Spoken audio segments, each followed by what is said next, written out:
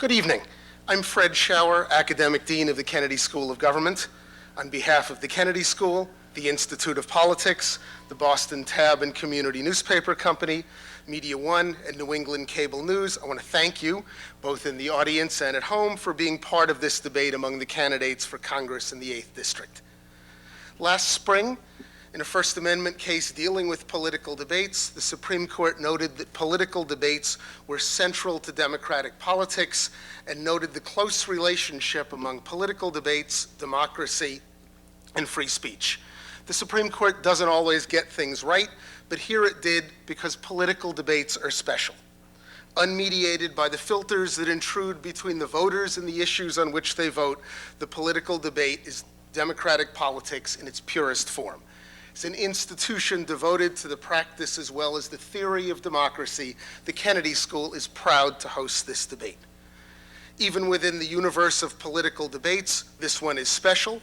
Too often what passes as a political debate is only a debate between the 2 or 3 candidates who have survived the process by which various insiders anoint the chosen few. In the theory of democracy, this gets it backwards. Although this debate among 10 people may look cumbersome and may sacrifice depth for breadth, its beauty lies in the way it presents the full array of choices to the voters, rather than giving the voters only the choices pre-selected for them. Our moderator this evening is R.D. Saul, primary anchor for New England Cable News and co-anchor for the New England Cable News-produced UPN 38 Prime News. Formerly the evening anchor at WHDH-TV in Boston, and before that in Hartford, he is one of New England's foremost television journalists with 2 decades of experience covering domestic and foreign news. I am pleased to introduce R.D. Saul. Thank you very much.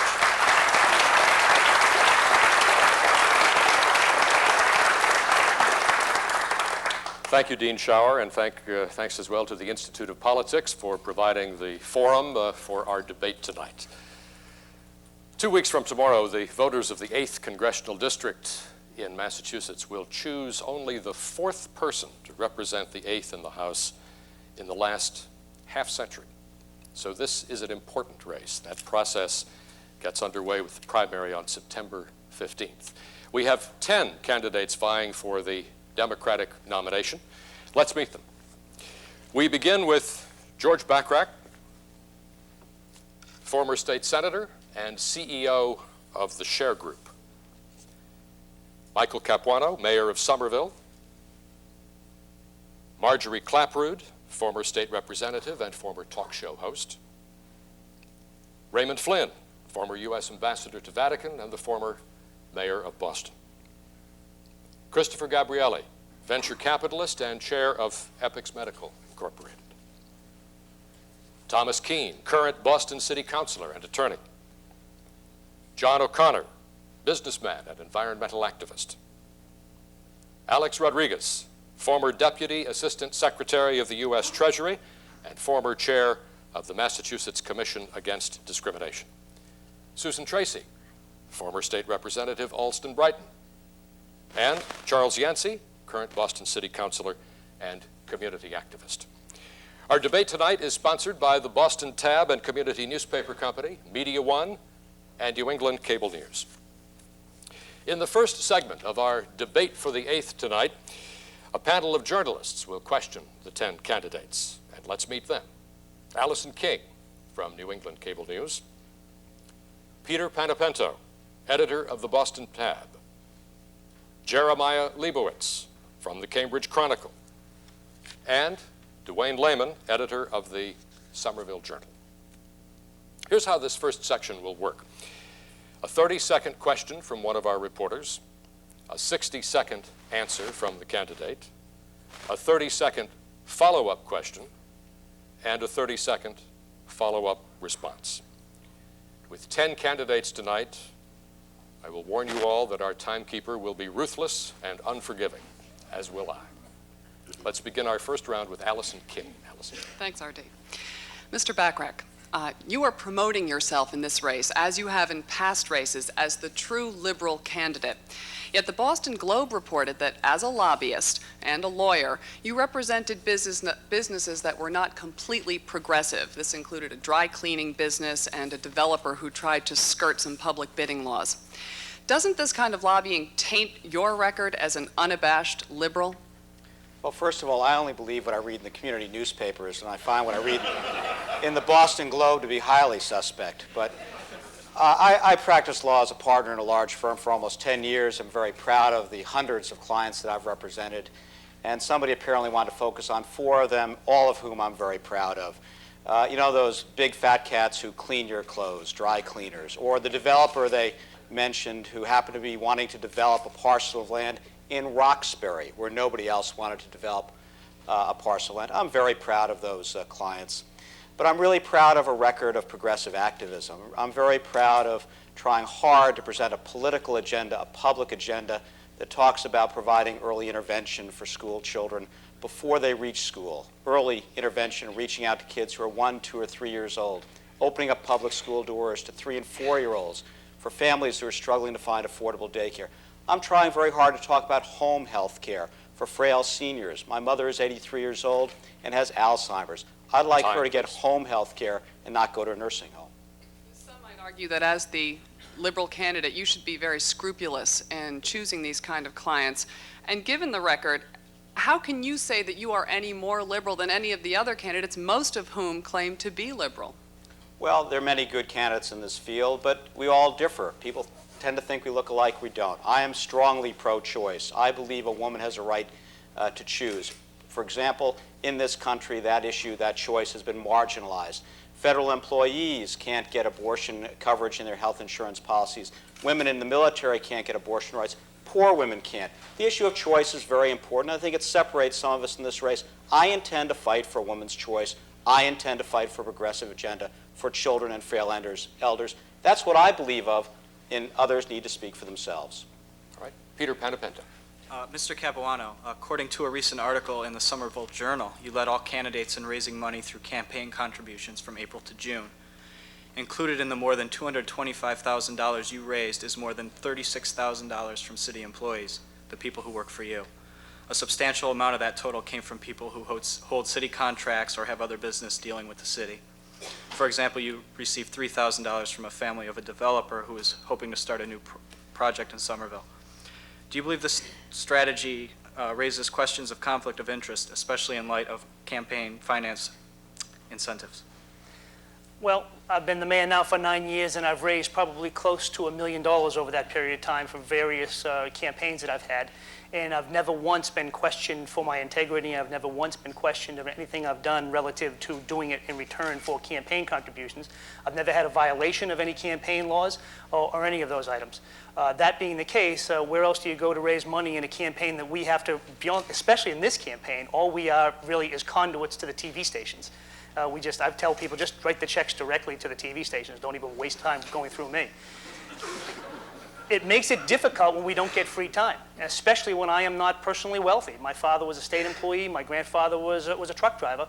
And for those of us who don't have that access, especially for the mayor of a small city, I don't have access to multi-million-dollar corporations or millionaires in my community. And to be perfectly honest, I have to raise money where I can, and I'll let the record speak for itself. And all that time that I've been the mayor, there's never been any questions relative to that, either publicly or professionally from any of the organizations that oversee these things. Okay. With that in mind, what would you go to Washington with as a way to improve campaign finance system as it stands? Personally, I'd like to see the campaigns directly limited. I'd like to see personal wealth taken out of these campaigns, and I wouldn't mind at all. I think a good law would say for a congressional race, you can only spend X. We can decide on the number as whatever number of votes we can get. But I think that's the best way to start. Everything else, as far as where the money comes from, I don't even know. I don't have the slightest idea what soft money. I know what it is, but I haven't seen it. I wouldn't even know where to go to get it. None of the money comes for any of us, or at least any of. I shouldn't say any of us. It's certainly mine. None of it comes out of Washington. It's all local money. So therefore, campaign finance in Washington, I think, really applies only to the big shots and not to the regular candidates like most of us in this campaign. Jeremiah Leibowitz. This question's for Marjorie Clapper. The question is you advocate spending more money on public education. Many people believe that fundamental change, not just increased spending, is necessary to fix the public schools. If you're elected Congresswoman, what changes would you fight for other than increased funding, and would you fight for them even if it meant alienating powerful teachers' unions? Well, I think that there are a couple of things wrong with the debate on public education as far as it's gone, not just in this campaign, but in this year. Number one, I think, frankly, teachers have really taken it on the chin unfairly. I think there are some terrific teachers in our public school systems, and we need to support them. I think we need to provide more Pell Grants and build less machines of war, frankly, and I've made proposals that indicate exactly where those dollars would come from.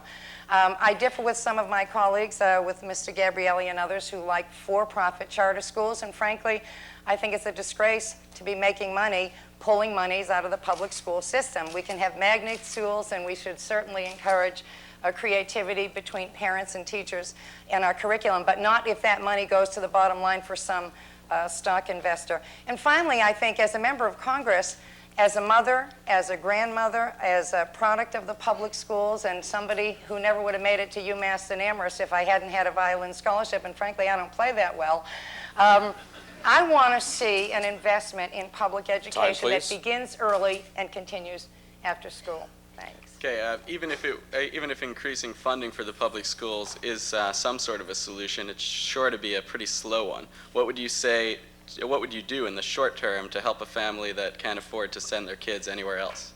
Well, I don't know that I buy that it should be something that's put off. And if I may, with all due respect, I want to differ with some of my colleagues on campaign finance reform. Everything that hopefully we'll talk about tonight, whether it's universal access to health care, whether it's investing in public schools, finding monies from the surplus, cutting the military budget or foreign aid, and reinvesting those monies, going after the tobacco industries, none of that will be possible without campaign finance reform. And frankly, I think there are a number of candidates in this field that have some questions to answer about their own campaign finances and are not the strong voice to go to Washington to support Sheehan. Finish your sentence, that's fine. And I'd love to discuss it more, but I think that Dwayne Lehman. Mr. Flynn, many people watching this race have described your campaign as one that is intentionally low-key, focusing more on shaking hands with blue-collar folks in churches, senior centers, and bars than on discussing the issues. Given that some of your opponents characterize you as an 80s politician running for a congressional seat that will take us to the 21st century, name one or two of the most significant ways your political thinking has evolved or changed with the times over the past decade. Well, certainly my experience as the United States ambassador has eminently qualified me to represent the people of the 8th Congressional District.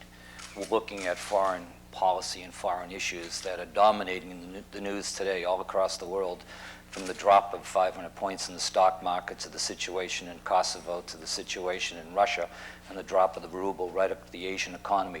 All of those issues require a congressperson who understands foreign policy, who will hit the ground running, who will be able to deal with those kind of issues in a very methodical and professional way. It won't require on-the-job training for me, so I think that's a clear distinction that separates me from the rest of the field, and all due respect to these very capable people. Foreign policy is an important part of being a United States congressman, congressperson, and I feel very, very much at home. Based, in addition to that, my experience as mayor of the largest city in New England, president of the United States Conference of Mayors, make me eminently qualified to represent the people of this district. What about your views on gay and lesbian issues? For example, would you support a domestic partnerships benefit bill at the federal level? While I was mayor of Boston, we've passed the very, very first human rights ordinance that prohibited discrimination on the basis of race, color, sex, sexual orientation. That was the first time ever that legislation passed in Boston. I signed that legislation as its mayor. I also supported other matters and measures that supported people from the gay and the lesbian community. I have a record that I'm very, very proud of. I don't believe in any preferential treatment. I believe a level playing field, a policy that is going to be accountable and representative and respectful to all people. Thank you. Thank you. Allison King, we go back to you. Mr. Gabrielli, by the time this race is over, it is estimated that you could spend close to $4 million, much of it from your own personal fortune. This at a time when voters are screaming for campaign finance reform. Don't you think you are sending the wrong message by, in effect, buying this election? trying to buy this election? Well, you know, when John F. Kennedy won a seat at one point, he said that his father, who had financed the campaign, had sent him a message saying, don't buy one vote more than you need. Certainly don't get a landslide. No one's accusing me so far of buying a landslide. Now, I have been able to present ideas to people, and that's why I moved far up in the polls, because people are excited by new ideas. But let's talk for a second, because the money issue comes up, about my money. You know, my parents arrived in this country as penniless immigrants. I've been able to be successful because I've helped people start and build businesses, biotech, high-tech businesses. They employ thousands. They provide products and services people need and desire. You know what? I think that's what success is about in America. That's why the Bay State Banner, the leading African-American newspaper in this area, endorsed me in this race. What they said was two things. What black people in this country need is someone who understands how to help people get into that circle of opportunity. It's why I'm running. It's about education. It's about real economic opportunity for people. They also said, what's nice about someone with wealth, and this gets to your point too, is that they know you're independent. They know that I am not taking special interest money. I'm only going to represent their interests. Getting back to campaign finance reform, if you win this election, sent to Congress, will you vote for a federal campaign finance reform law that will drastically reduce the big money, whether it's achieved on your own dime, from your own pocket, or whether it's received from big business? I strongly support the Meehan Shays bill. I think it's a good direction. I think it takes the soft money out. You're right. The big issue in politics today is the fact that so many Congress people, so many people in government in general, do the bidding of special interests, and they do it because they get campaign finance from them. I think we need to make airtime free. I think we need to set better ideas so the airtime is used to raise the discourse in our races. But I think the essence of the question is making sure that powerful money interests don't buy the access they get today. No one's going to think they get access from me. I don't need their money. Peter. Mr. Keene, as a Boston City Councilor, you were the only person who opposed the proposed living wage ordinance, a measure that would have required companies that receive tax incentives from the city to pay their workers a wage of $8.23 an hour. You believe the ordinance puts city businesses at a disadvantage. Advocates of the plan say it would help improve compensation for the poor. As a congressman, you'll be charged with voting on legislation that directly affects the incomes and futures of people who are struggling to make ends meet. What would you specifically do to improve and preserve the interests of the working class? Let me talk first about the living wage bill. As you know, a year ago, I was the only person to vote against it. And I voted against it because I believed that the way the bill was written, it was going to drive businesses out of the city of Boston and actually would hurt the people we were trying to help.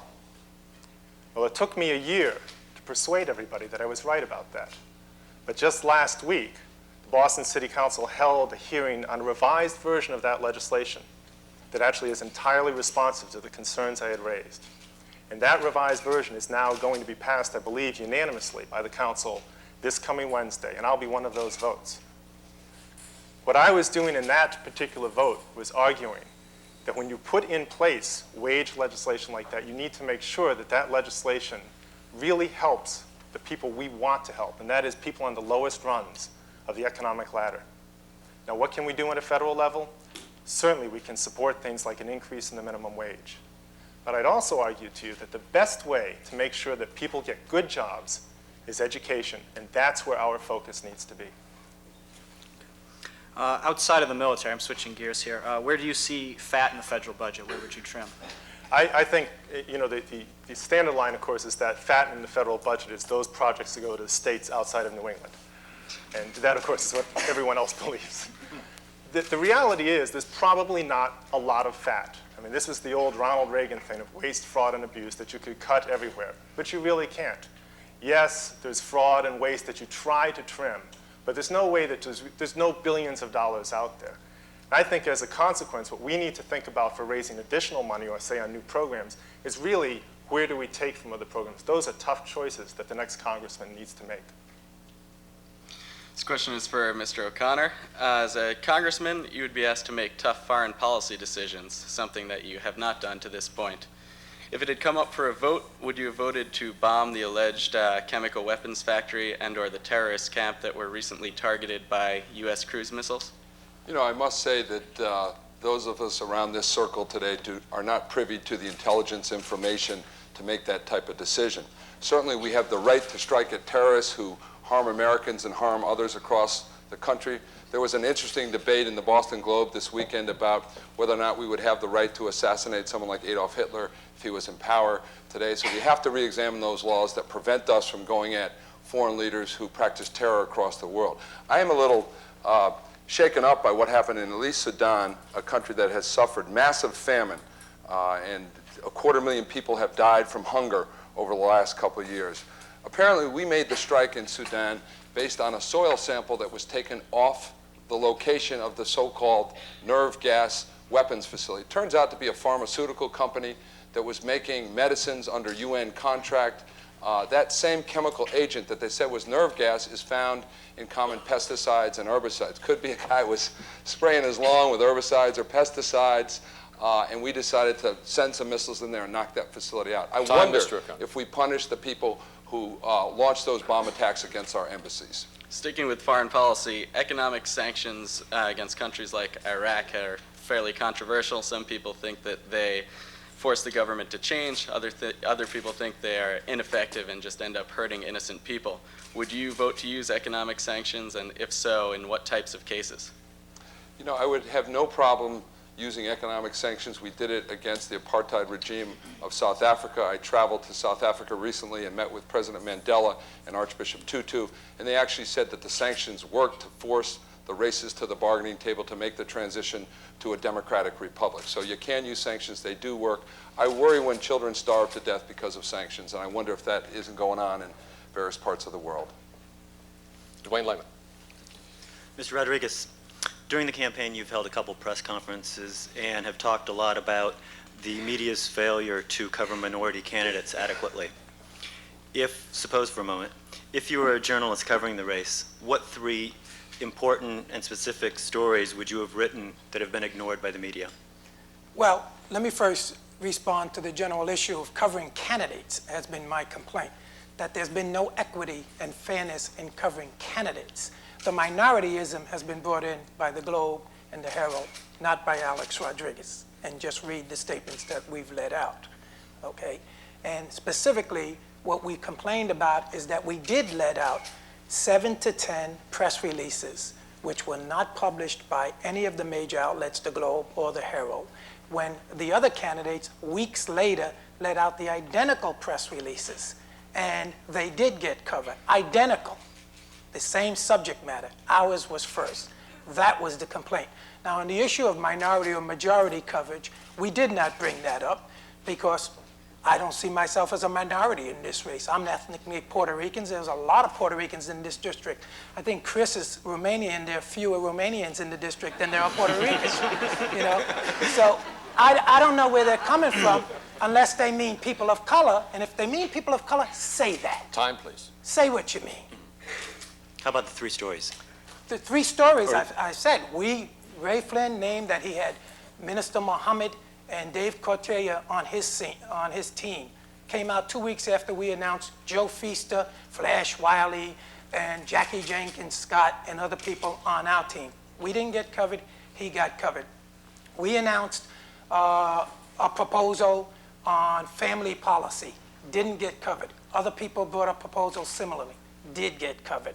We brought out several other press releases, and they didn't get covered. That's why I've challenged the candidates tonight to debates in their neighborhoods, one-on-one with Alex Rodriguez. Time, please. Thank you. Allison. Ms. Tracy, you are the only openly gay candidate running in one of the most politically active gay and lesbian districts in the country. Yet a number of key endorsements from gay publications and coalitions have gone to one of your opponents. Why has this happened? You know, it's funny. There are 4 women in this country who are gay who are running for office for over 400 congressional seats. When I started this race, people said to me, you know, you can't be openly gay and run. And I said, but I'm not running to be a gay candidate. I grew up in Austin-Brighton. I served in the legislature. I have a strong record on a whole host of things. I can point to sexual harassment legislation, battering as admissible evidence legislation. And I'm very proud. We are 2 weeks out. Guess who's with the gay woman in this race? VFW Post 669, bricklayers, state police, hotel and restaurant workers, the Gay and Lesbian Victory Fund, the National Women's Political Caucus, and a host of diverse people who look like the 8th Congressional District. I'm in a 10-person race. No one up here who is of any ethnic group or any particular group is going to get lock, stock, and barrel all the votes from that group. I'm no different. I'm running a broad, diverse campaign, and my endorsements show it. I don't want a single-issue candidacy, and I'm proud that I don't have that. One reason you were not endorsed by one publication, according to one magazine, is because, quote, you still look and sound too uncomfortable talking about being gay to be an effective legislator for the community. Why would they characterize you this way? Why aren't they taking into consideration your well-rounded background? You'll have to really ask that publication who never spoke to me. Actually, both of the publications you're talking about never spoke to me, never returned my phone calls for either of those stories, so I can't speak to them. I did respond by saying, I'm running for Congress. Perhaps I should use my time to wave to my partner in the audience, or maybe you'd like to meet my mother and father who are over here. Thanks.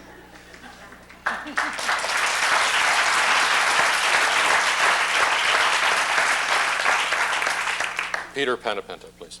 Mr. Yancey, as a Boston City Councilor, you have considerable experience working with urban issues.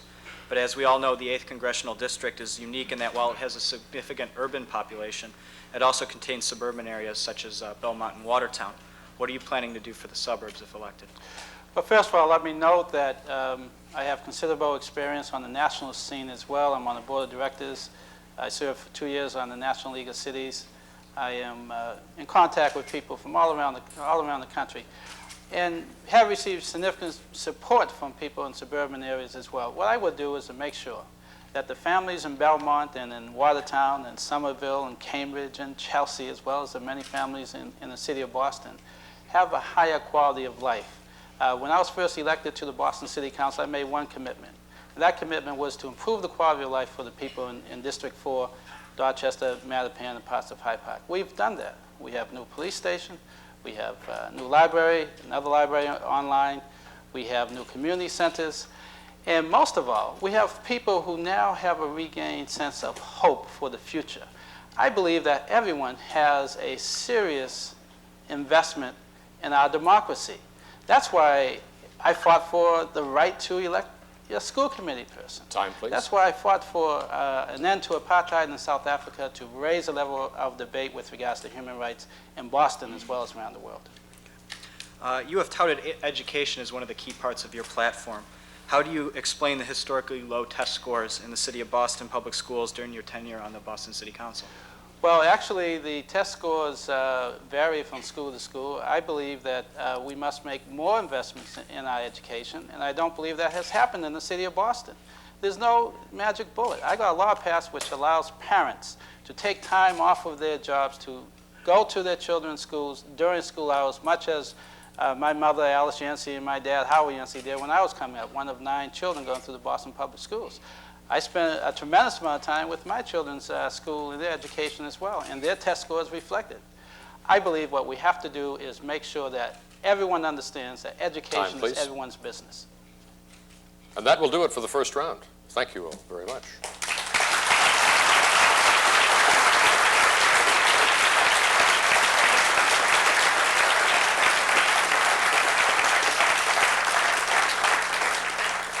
If you are just joining us, welcome to the debate for the 8th. The sponsors this evening are the Boston Tab and Community Newspaper Company, Media One, and New England Cable News. We move on to our second round now, and the format changes a bit here. In this section of the debate, the candidates will question each other. Each candidate has drawn the name of an opponent from a goldfish bowl, as a matter of fact. Here's how it will work. Candidate A asks Candidate B a 30-second question. Candidate B gets a 60-second response. Candidate A is then allowed a 30-second rebuttal. All set? George Bachrach, we'll begin with you. And I believe I'm asking my friend Marjorie a question as to how the luck of the draw was. Marjorie, all of us talk about education in our campaigns. All of us want to be a friend of public education, I believe. I was proud to receive the endorsement of the Massachusetts Teachers Association, 65,000 teachers in the state, because I talked concretely about things like early childhood education, cutting class size, better training teachers through a National Teachers Corps. The Boston school system is in great difficulty. Can you talk to us a little bit about some of your ideas to improve the quality of Boston public schools, how we're going to pay for those things?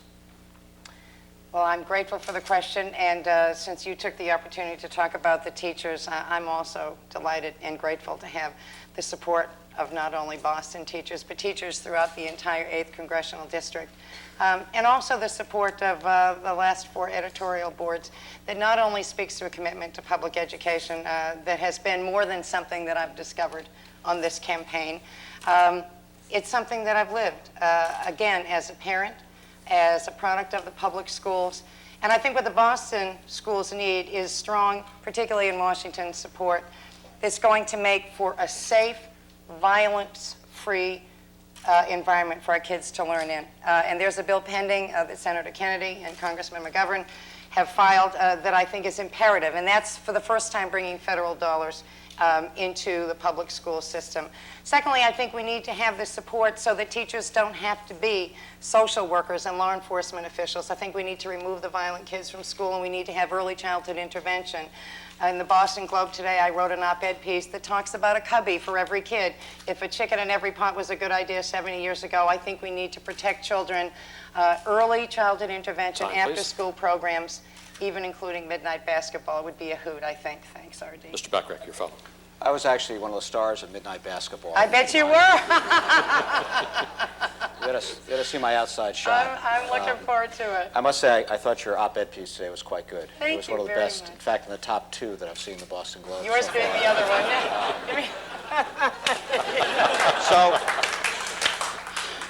is that enough of a follow-up? I quite enjoyed that. I have absolutely no follow-up other than to say that I hope that you'll join us in the notion of spending our federal dollars more wisely by cutting the federal defense budget 14.5%, which is what I've proposed. I think others have proposed similar things. Cutting 14.5%, saving $189 billion in this country for education. Don't forget burden so we sharing, can get saving better $10 billion schools. there, and making sure that we redirect it and invest in human beings. I'm with you. Great. All right, we press on. Mr. Capuano.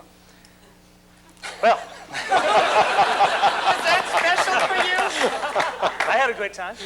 Audrey, something's come between us. It was good. It was good for Michael.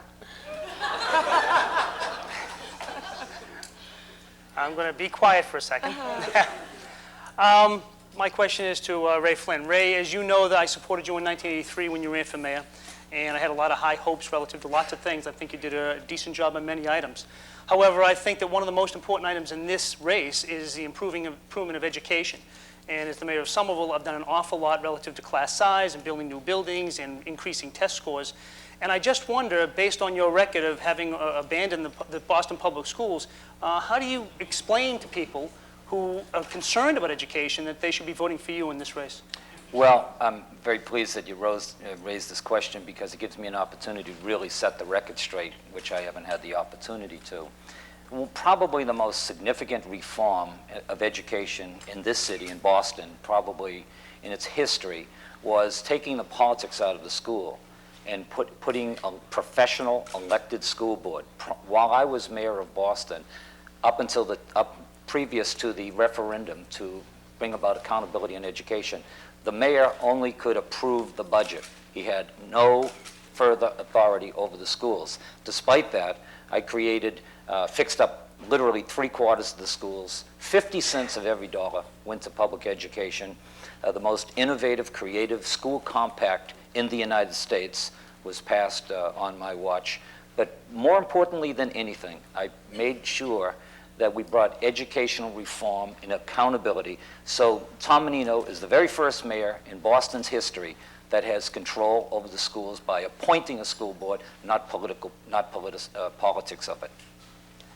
Well, I don't mean to disagree too much, but you appointed the first school committee, and many of us, other mayors, I was the mayor of Somerville at the time, were looking forward to lots of progress. And though you may think that it was a great success, from what I see and from what I know, the people of Boston voted with their feet, and they continued to leave the Boston public schools in droves. So that it strikes me as amazing that you think that you improved the Boston public schools, yet the parents and the children of the Boston public schools don't agree with that.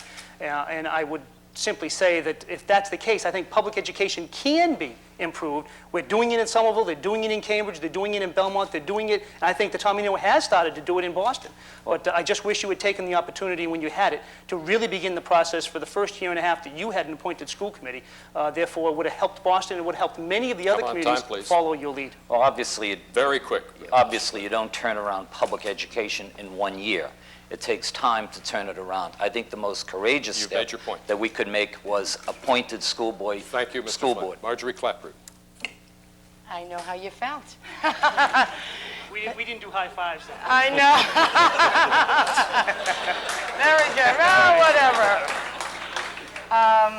I drew Mr. Yancey. Charles, as always, how are you, by the way? Great, Good. wonderful to see you. Excellent. You are my friend, you are my colleague, and we served together at the same time, you in the city council and I in the state legislature. In this race, Charles, you've often talked about the importance of having a progressive elected, this being the most historic district in the country with one of the highest percentages of a community of color, which is very important to all of us. And yet the polls show that this may be a very difficult race for you. And I'm wondering if there is a time when you put the needs of the district ahead of your own political aspirations, and would you consider getting out for the better good of the district to help elect a progressive? Well, first of all, let me state that you have some legislative experience, but your experience is not as great as my 15 years on the Boston City Council. No, I'm running for the United States Congress because I believe people need to have a strong progressive voice in Congress. I believe people deserve to have a seat at the table in the United States Congress. You know, in the entire history of the Commonwealth of Massachusetts, there has never been an African American elected to the House of Representatives from the Commonwealth of Massachusetts. We're sitting at the Kennedy School of Government, my alma mater, where I served for two years. I felt like it was a service here. Bob Rice and Marvin Calvin and a number of other folks. But we need people who will stand up on the issue. Listen, I got legislation passed in the City Council on South African divestment 10 years before it was dealt with at a federal level. I was co-sponsor of the assault weapons ban in the city of Boston. I was co-sponsor of the Human Rights Ordinance. I was the sponsor of the Parental School Leave Act, which allows parents to take time off from school without losing the benefits. No, I will be a strong voice for Congress. If you care to endorse my candidacy and leave for the best interest of the district, please. Charles, this is no disrespect to you. As I said, I began by saying how much I respect you and so many talented candidates in the field. But we've all talked about the importance of sending someone to Washington who is going to speak in a progressive and authentic way to a woman's right to choose. And the front runner, with all due respect, my dear and decent friend Ray Flynn, doesn't believe in that. And we don't know how he will stand on public aid for parochial schools. He hasn't answered that question, and he has a cloudy record on campaign finance reform. The reason I bring this up, I have no cloudy record. I am this the is my progressive. 30-second rebuttal, darling. In 30 years, we've never sent a woman to Washington either. I think it might be time for that as well. Ray Flynn. I'll direct my question to Mr. O'Connor. John, you and I have been friends for many, many Call years. me mister, make me seem like an old guy. Come on, Ray. You know, and I have the highest respect for you, and I appreciate affectionately you refer to yourself as a young Ray Flynn. Except I'm pro-choice. That doesn't...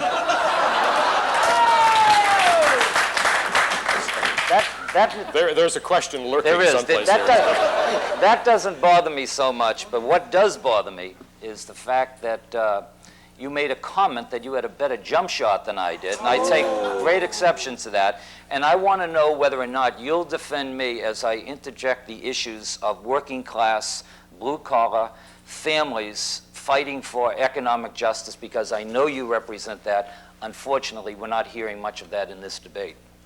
First of all, on the basketball part of the question, I got that outstanding challenge here on that one-on-one. I would like to settle that jump shot question as soon as you're ready. But right after the marathon. Okay. I'll do the marathon as soon as we've settled that basketball question that you raised first. Because I could definitely kill you one-on-one, Ray, on this basketball thing. But anyhow, Ray, you've been a decent guy on working class issues, and I think I have too. I'm the only one in this race who's actually organized unions. and stood with working families throughout my whole adult career. As you know, I'm leading an effort right now to take on the utility companies, and I've fought them both to break up the monopolies and also lower the price of electricity. And even though I was not able to win the 30% cut that we're looking for in the price of our electricity, I'm probably the only guy who pushed the electric light companies so hard that the price of electricity did come down 10%, and people did get a few dollars back in their pocket this year. So I'm standing with you on looking out for working families. I've always done that and look forward to doing that in the future. And you have a rebuttal. Well, I think that's the central issue in this campaign, is somebody who not only understands the people, but the people know them, that they know their background, their class, their roots, somebody they can identify with. And John, you and I, for the next 2 weeks, ought to drive this debate so the issues of working class people is the #1 issue in this campaign. Chris Gabrielli. I'm with you.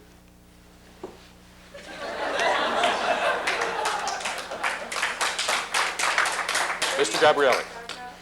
Susan, you and I are getting used to hearing the same questions. I'm not going to high-five you either. No, I know. You know, Mayor Capuano says that Ray Flynn left the Boston schools in a shambles. And then you look at the Somerville schools under Capuano. 20% of the students go to parochial and private schools to flee the public schools. SATs scores in the lowest part of the state, well below average around Boston's. The third grade reading test scores are in the bottom 20% of the state's districts. Is there a question for Ms. Tracy here? here? Okay. The Education Reform Act of '93 called for real accountability, high standards, and testing. Do you support those features, and how would you help them as a congressperson? Yes, I was actually in the legislature when the Education Reform Act passed, and I was there. I voted on some earlier initiatives as well, penny on the sales tax, tough vote at the time to bring more funds into the schools. I agree with you. We do need more accountability. It distresses me when I see teachers not passing a test, but I don't think it's simply about blame. I do know, as someone who grew up in Boston, that there are a lot of great schools. You know, go to the Gardner School, go to the Garfield School, go to the Jackson Man. You know, go all around my neighborhood, and you'll see great schools, great teachers, and some wonderful parents who really care. You know, I supported some components of education reform that maybe the teachers didn't agree with. I do think it's important to bring people into the classroom who, you know, come from outside and teach kids. I often tell the story. When I was in the 8th grade, I remember I loved sports, but you didn't get to play sports when you grew up in Boston, my age. I always sponsor a girls' softball team because of that. But I remember Barbara Boren was the first woman sportscaster in Boston. And I remember when she came and she spoke to my school in 8th grade, and I remember thinking, boy, you know what? I can grow up and I can do something in sports. So I think that's one thing, it's a small thing, but to bring people from outside into a classroom could really make a difference in some kids' lives. And Mr. Gabrielli, your rebuttal. Well, you know, I think that there are no second-rate children, but there are too many second-rate public schools. And when I listen to the answers that I hear around me tonight, I despair for the parents who I meet throughout this district, because I never hear the words accountability, I never hear about high standards, I never hear about getting serious about really improving these schools. Too many parents are tired of broken promises, they're tired of failed policies of the past being trotted out once again as if they're going to work. I think it's time for a change. I think we need to go to Washington and serve those parents better by putting real accountability, real standards into the schools. Tom King. My question, I believe, is for Mayor Capuano. Mike, it's an extremely unlikely hypothetical question. Let's assume you're elected to Congress. I knew that was going. And let's assume that you have $1 to spend and you need to make a choice about where you're going to spend that dollar. Where do you spend it, and why do you make that decision? I'd spend it on education because I believe the federal government needs to get closer to the table on education. And if I can just take a minute, just because the last question really was directed at me as well, Mr. Gabrielli, maybe you should look at the history of some of it. We have always had 20% of our kids in the parochial schools because we have a very religious-oriented community that I am very proud to represent. The percentage of kids going to parochial schools has not grown or shrunk over 50 years. So maybe if you knew something about the district, maybe you'd understand that, number one. Number two, maybe you should also take a good look at test scores, because the latest Iowa third grading reading test scores showed that some of those results are 17% above the statewide average. Now, if you actually want to talk about those things, you really should know what you're talking about before you do that. Now, Mr. Keene has a question. Well, I was going to get to that and you're next. doing a good job. I thought you'd appreciate that, Tom. I would spend it on education because I believe the federal government needs to be at the table. After Head Start, for all intents and purposes, the federal government does virtually nothing to help us improve public education. I believe they need to come to the table. We all need their help, and we'll welcome it however they decide to do it. And obviously, we'd all like to be part of that discussion. And your rebuttal.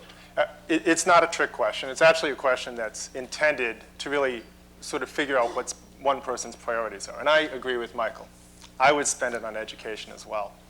The difference, however, is I think you can't only talk about spending money. You have to talk about how you spend money. And the difference, I think, that divides me from a number of the other candidates in this field is that I don't think money alone in education is the solution. Meaningful, significant reform is also part of that solution.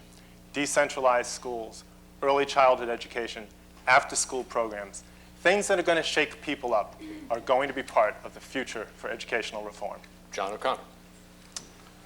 George, Joe Kennedy has done a terrific job extending opportunity to not just people in the 8th Congressional District, but all Americans. I have two concrete ideas that I think can really get the economy going and hopefully prevent this next recession that's around the corner. One is to break up the electric light companies because they're stealing from people, they're unfair to elderly, and we've got to break up those monopolies and bring the price of electricity down. But secondly, I have a concrete proposal that I've released today to create 4 million new jobs for Americans in environmental technologies. That's the creation of $100 billion of new economic wealth.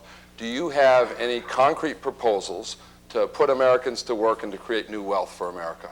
Absolutely. I have a fundamental and abiding faith in the neighborhoods of this district to understand what is in their best interests. I serve on the board of a community development corporation which builds housing and creates commercial opportunity in different parts of this district. I believe that the federal government needs to work more effectively with community development corporations, for example, to build more housing which will put people to work at the same time that it creates shelter. And I think the model for that, for example, is the SHARP program here in Massachusetts, which leverages private dollars and says, Mr. Developer, if you build this with your money, private dollars, we'll underwrite your costs. You can market at market rates, but 20% of those units need to be held back for low and moderate income people. I think that does two things. I think it creates jobs for those in the construction industry, and I think it creates affordable housing for a district that so desperately needs it. I think we also need to reconvert our defense industry. We don't need to build F-22s when the F-18 is working quite nicely. What we need is mass transit. We need bullet trains in this country so that we can get from here to New York, so that economic development comes from New York City to this city in this part of the world, so products can move, so people can work. That's what I believe in. One thing I invite you to take a good look at, last year I did a study that was endorsed on Earth Day by the Boston Globe that suggested how we could create 100,000 new jobs here in Massachusetts. We already employ about 50,000 people in environmental technologies, 1,500 firms, $9 billion worth of wealth. I invite you to look at that to see how new jobs can be created. Alex Rodriguez. Chris, as one Latino candidate, from the Spanish language to the Romanian Latino family, the minorities, I ask you, this education thing has been looming around, and it comes to mind that the federal government spends 7.6% of its budget on education. That's 1% of the money that goes into public education. I want to double that to 12%. That would be 2% of the money that goes into public education. Doesn't seem to me that we're going to wield a lot of power as Congress people over local education, nor the local people in Somerville or in Boston want us to wield a lot of power over their public educational system. It seems to me what they want us to be concerned with is how they live and where they live. 75% of HUD's money goes into subsidizing housing in this country. 75% of the money. That's where we should be influential. That's where we can make a difference. That's where I want to work. You know, I haven't heard you talk about housing. I'm giving you an opportunity now because you've talked about HMOs with 2 years of medical school. I used to teach at Harvard Medical School, and I know they don't teach you about social policy. Question is on the table. Talk about housing. Sure. By the way, my parents are here. They'll be surprised to hear they're from Romania. I thought but that's all right. That's all right. Maybe there's a reason. Maybe there's a reason I look so different from them. You may be onto something. You learn a lot about yourself. Hungary, a smaller minority now. So Connor is from Romania. But you want to learn a lot about yourself, run for office. That's what Joe Mosley said. Absolutely. And let me just say on education, I will answer your question on housing because it's important, but let me say on education, I do believe the federal government can play a much bigger role, needs to play a much bigger role. I believe, for example, that we can have real accountability. And that's a simple proposition. It just won't come out of any lips of people who don't want to go with the status quo. Teachers, principals, administrators who do a good job, reward them more. But those who can't get the job done, weed them out. Not such a fancy idea, but something somehow Time's running Democrats out on don't the wanna housing go. question here. Okay, on Let's do this housing. quickly. On housing, the reason the Bay State Banner endorsed me is because I talk about how we create wealth, not just put a roof over people's heads. I'm for much more home ownership.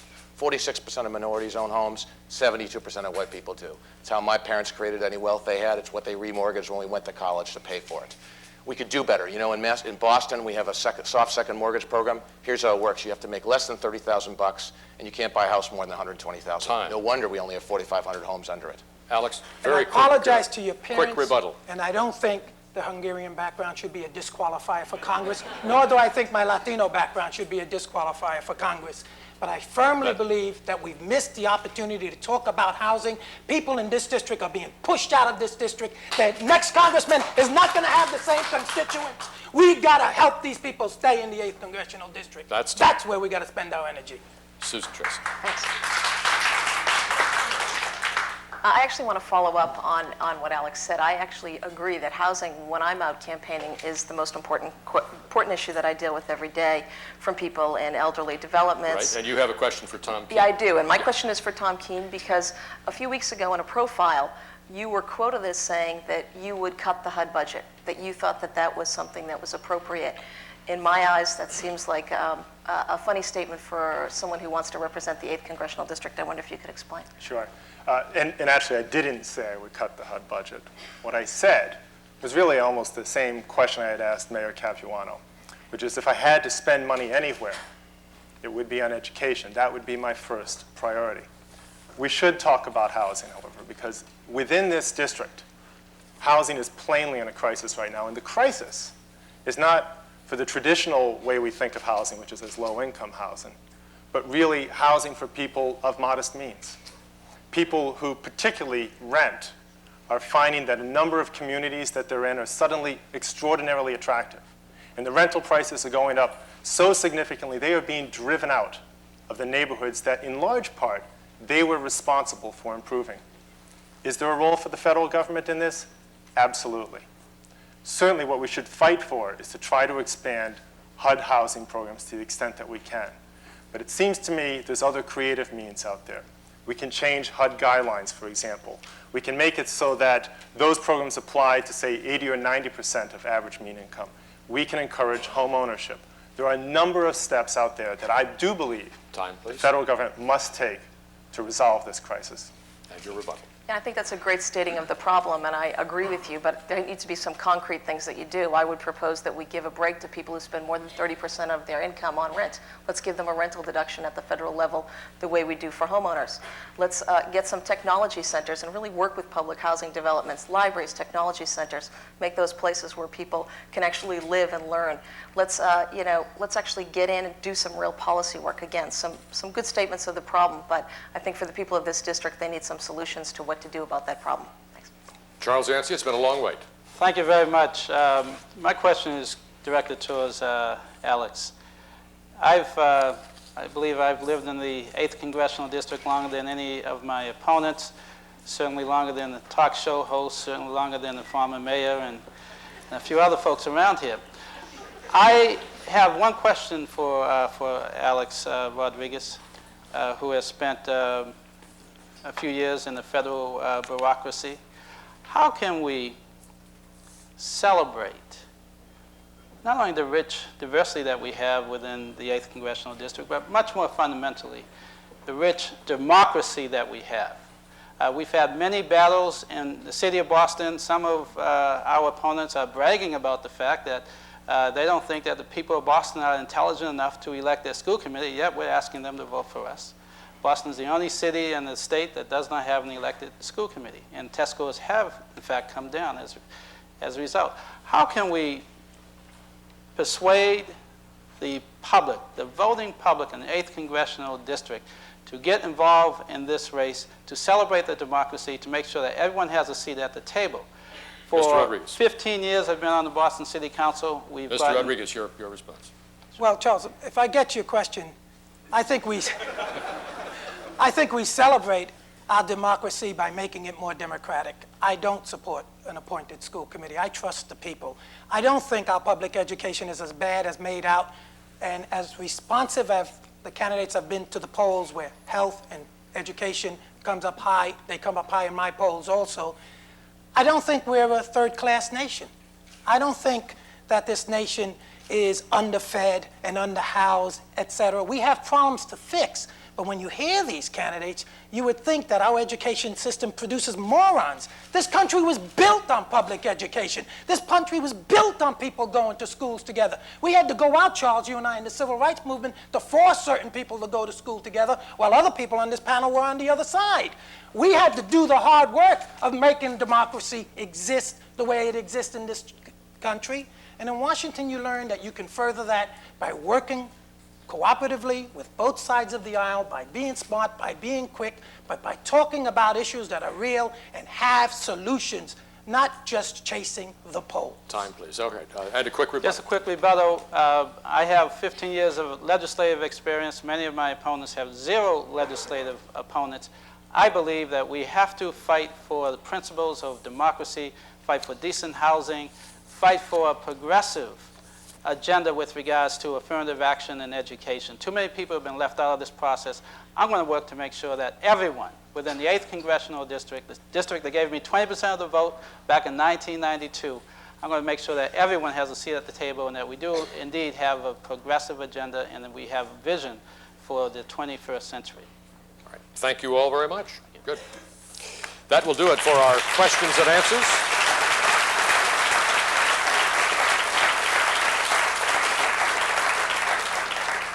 We come to our closing segment now, and we are giving each candidate 45 seconds to offer a closing statement. And Mr. Yancey, you had to wait a long time to ask a question, but we'll go in reverse alphabetical order. Your closing statement, again, 45 seconds.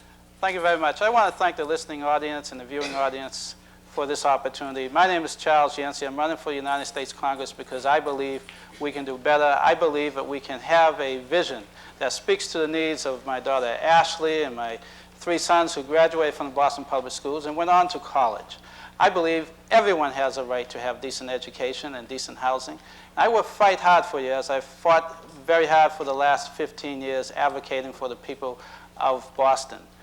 I am the progressive candidate. I believe in affirmative action. I believe we have to level the playing field. We have to protect the most vulnerable in our society, particularly our elderly and our children. I'm asking for your vote on September 15th.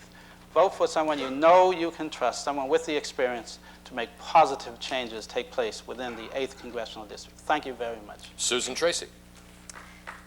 In 1983, I supported Mayor Flynn when he ran for mayor of Boston. I believed in that campaign because it was broad-based. The faces of the supporters of that campaign looked like the people of Boston. 15 years later, I believe that a campaign needs to look like the district it wants to represent. Ask yourself what these groups have in common. Hotel and restaurant workers, veterans, bricklayers, state police, ward committees of the city of Boston, the National Women's Political Caucus. They are all united in the support of my candidacy. I urge you in the final 2 weeks of this campaign to join our campaign and to join this coalition, because by working together, we can have the kind of representation in Congress that speaks for all the people of the 8th Congressional District. Thank you. Alex Rodriguez.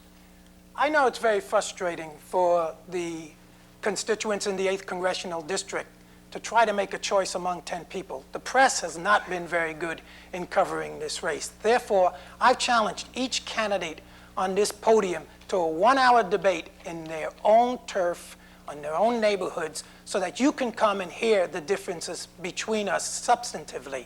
Chris Gabrielli has been begging for this type of exposure, and I welcome him to accept the challenge along with the others. You haven't gotten to know enough of us. Don't sell your vote to the Boston Globe. The Boston Globe is a mindless piece of trash. It doesn't know what it's doing. And if you sell your vote to the Globe, shame on you. John O'Connor. Thank you. Thank you. John, please. Thank you. The voters have 10 decent Democrats to choose from. I'm not the best-looking candidate. I'm not the richest candidate. And I may or may not be the smartest candidate, although my mother thinks I am. But I am the best fighter you could send to Washington, D.C. I'm the only one up here who's actually led a grassroots initiative to get a bill through Congress.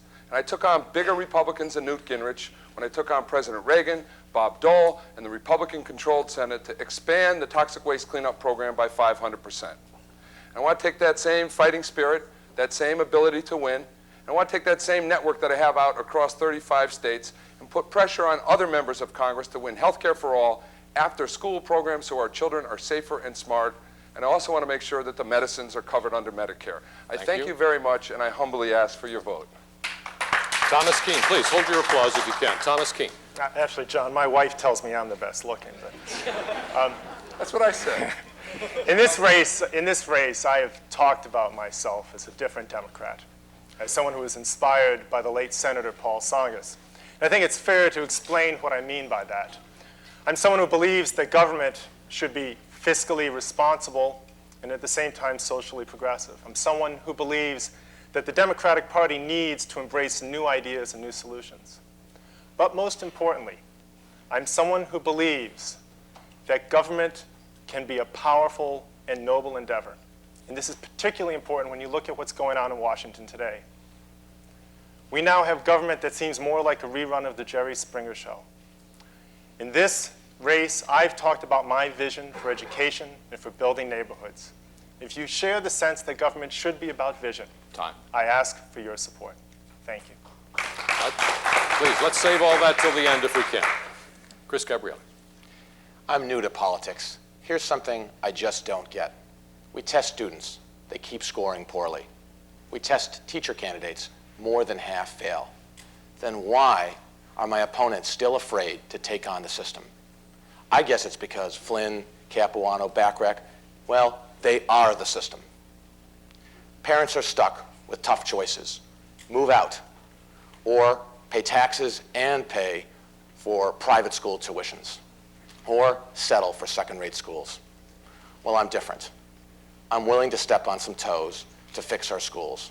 I will fight for real accountability.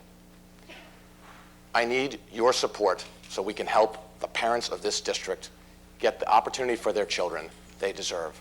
No more broken promises. I ask for your vote. Thank you. Ray Flynn. I really believe in this very crisis situation that this country is facing. Look at the news tonight. Look what's happening across the world.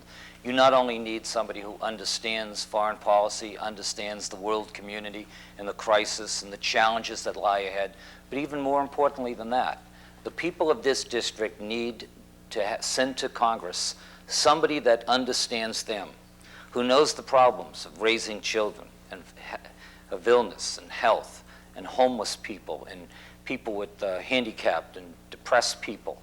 Those are the kind of issues that families face. And I ask the people of the 8th Congressional District to send somebody to Washington that understands families, that understands working people, and has a proven record of leadership to represent them in Washington. Thank you. Marjorie Clapper. Thank you very much, and thanks for tuning in tonight. You know, I think the atmosphere in Washington could use a new perspective, and I've spent a lifetime preparing to do just that. As a working mother and grandmother, I went to school nights to work my way from a secretary to a corporate vice president. That led me to Beacon Hill, where I was a leader in passing legislation to move women and children from welfare to work, to protect a woman's right to choose, to protect seniors' health care, and to protect the rights of gays and lesbians. Because these aren't issues that I've just discovered in an election cycle, I've lived them. And I'm wondering now, if we send 12 people to Washington to speak for us, is it possible that it's time that just one of those seats goes to an experienced and proven woman? The pundits say, that's not what you want in the 8th Congressional District. I'm counting on you to think differently. I'm hoping you'll let me bring a unique perspective to Washington, and if you do so, I make one promise. I'll make you very, very proud. Thanks very much. Mike Capuano. How do you decide? I suggest you look at our records of what we've actually done in government. I've reduced class sizes, I've raised test scores, I've balanced budgets, I've increased bond ratings of a poor community 4 times during the early 90s, some of the most difficult times we've seen in years. I've passed ethics ordinances, I've created human rights commissions. I've done all these things in a small segment of this district that truly represents the broad district. I ask you to look at our records to determine what we can do in Congress. All the talk, all the promises means nothing if you've done nothing up until this point. We need someone in Congress. You deserve someone in Congress who is hardworking and results-oriented. My record proves all those things. I need your support. I ask for your vote on September 15th. Thank you. George Bachrach. I'm an unrepentant, unabashed liberal who believes this country needs to invest in people at different times in their lives when they need help. As the past chair of the Office for Children, I believe deeply that we need to reach children earlier in their lives before they enter the kindergarten. As a person who has served in the State Senate on the Health Care Committee, I believe strongly that we need a new home health care system for frail seniors desperately in need. We've worked hard to talk about these issues in this campaign. I'm proud to have the support of the Mass Teachers Association, the Mayor of Cambridge, the very good progressive state rep from Belmont, Ann Paulson, Congressman Ed Markey, the only member of Congress who has joined in this race to endorse me, and so many other people across this district, working men and women who care about a progressive agenda. I ask you to join with me in this campaign to bring about a more progressive, a more committed, a more decent America. Thank you very much.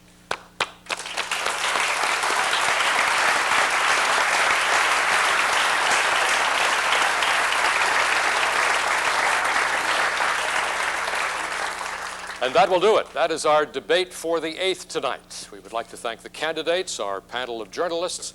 I'd like to thank our sponsors, the Boston Tab and Community Newspaper Company, Media One, and New England Cable News, as well as the good folks at the Institute of Politics here at the Kennedy School of Government. We'd also like to thank you, the voters, because this is about you. September 15th is primary day, and while we have generated some high fives, a little bit of heat, we also hope we have generated some light tonight that will help you make an informed choice. We'll see you at the polls. Thanks and good night.